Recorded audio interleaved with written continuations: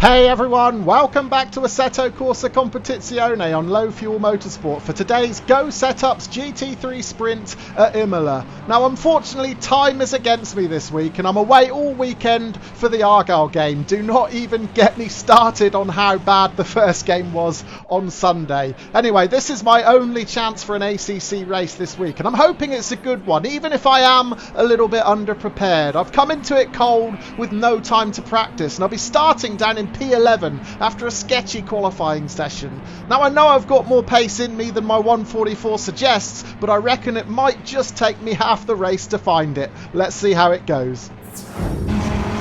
Lights are green then, we're underway, starting P11 on a grid of 21, so I will be slap bang in the middle when we get to this first chicane. This is my only chance to race in ACC this week, so I am not going to take any unnecessary risks. I'm going to try and keep it as safe and as steady as possible through this first section.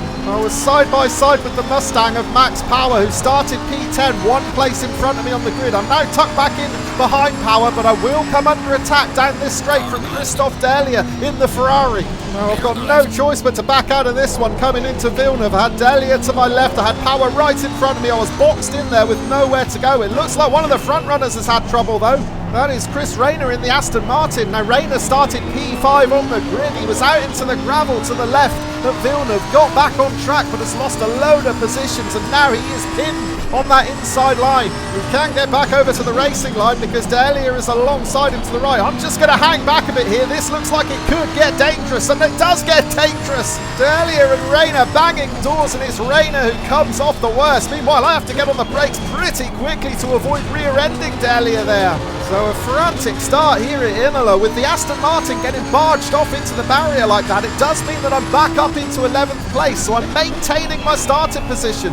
In fact, I'm going to improve on it because Neil Winter in the McLaren had lost it coming out of the chicane, and there's a BMW rejoining from the left, Matthew Seymour, so that is another 2 positions gained. Well, let's go back and check out a replay so we can see just how I got these freebies. Starting with Chris Rayner in the Aston Martin. Now he's defending from the BMW of Matthew Seymour through Villeneuve, but he just runs in too hot out onto the gravel, and by the time he rejoins, he gets pinned on that inside line. Now that meant he was side by side with Christophe Delia on the approach to Piratella. Now I sensed that this might end in tears, so I just hung back a bit, particularly when I saw Rayner there nudge the Ferrari out a bit wide. They returned fire, there was contact, and it's the Aston Martin who comes off worst. So that restored my starting position of 11th. However, at the very next turn, I was going to gain 2 more. First, we saw the red McLaren of Neil Winter get it all wrong going into the chicane. Then we saw Seymour in the BMW get it wrong exiting the chicane. So 2 completely different mistakes, but both with the same end result. Positions lost, positions gained for me. I'm now up into P9. Well, I spent most of the next lap tucked in behind Christophe Delia in that Ferrari. Now he's looking more than a little bit loose here as we approach Acca Minerale. So that does give me cause for optimism that there might be another position up for grabs here. Either he's got a mistake in him or I can just find a little bit of extra pace to get past him.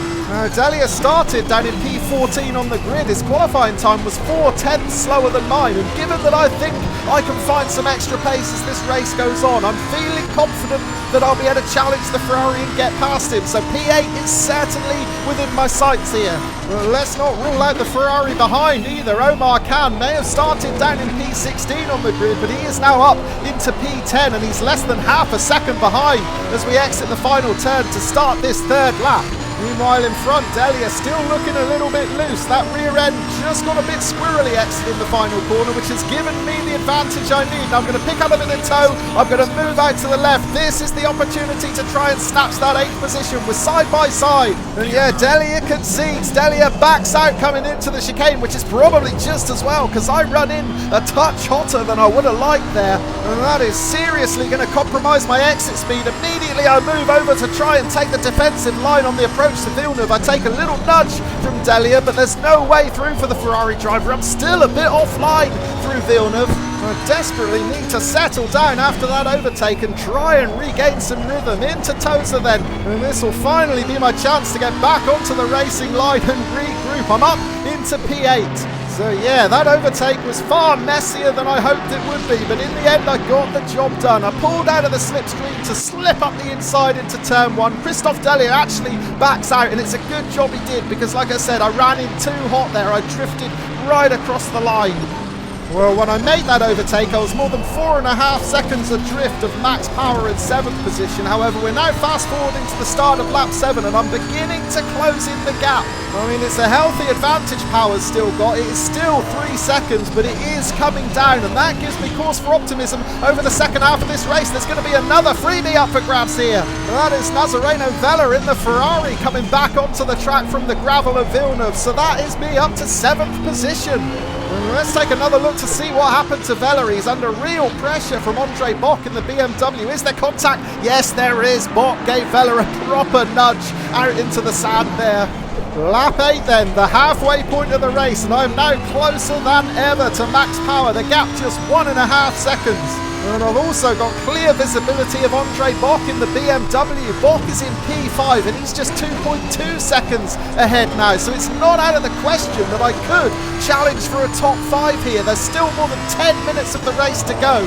And I am steadily improving. I'm on for my first 1:43 lap here, and look ahead, there's a mistake from Bock in the BMW. He's run wide at Acca Minerali. Have I got the power to breeze past the BMW? Yes, I have. I'm now up into P6 and in hot pursuit of Max Power and a top 5 finish. Incredible stuff here at Imola. And yeah, I never expected a top 5 to be on the cards here, but I'm finding race pace at exactly the right time, while other drivers are starting to get a little ragged and make mistakes. We're watching Andre Bock in the BMW. He runs into Acca Minerali way too hot, and he takes a big hit on that race curb on the inside.